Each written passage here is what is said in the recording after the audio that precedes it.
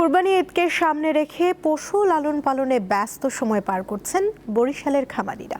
চাহিদার বিপরীতে পর্যাপ্ত হলেও গোখাদ্য, জ্বালানি তেলের মূল্য বৃদ্ধি ও পরিবহন ভাড়া বৃদ্ধির প্রভাব কুরবানির বাজারে পড়বে বলে মনে করেন সংশ্লিষ্টরা। 10 উপজেলায় ছোট বড় খামারের পাশাপাশি প্রত্যন্ত অঞ্চলেও চলে পশুপালন। তাদের মূল লক্ষ্য কোরবানির ঈদকে ঘিরে ভালো লাভ করা। প্রতি বছর 2-4টি গরু শখের চুলায় পালি।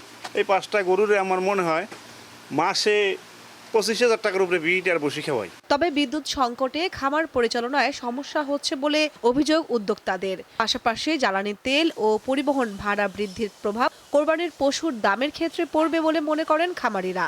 খাবারের যে দাম নিয়ত করছি যে পালন করিয়া ভালো দামে বিক্রি করবো। সকাল বিকাল খাবার দেই, দুপুরে আবার গরু গোসল দেই। গরুর রোগ বেলা না হয় এগুলো দেখাশোনা করি। স্টেরয়েড মানে কোনো হরমোন জাতীয় এগুলো কোনো ইউজ করি না।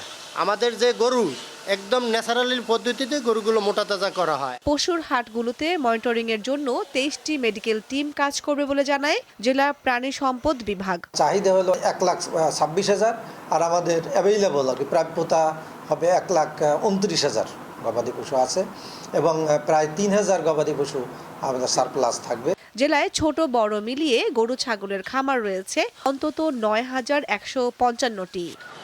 কামরুন নাহার, দীপ্ত, বার্তা কক্ষ।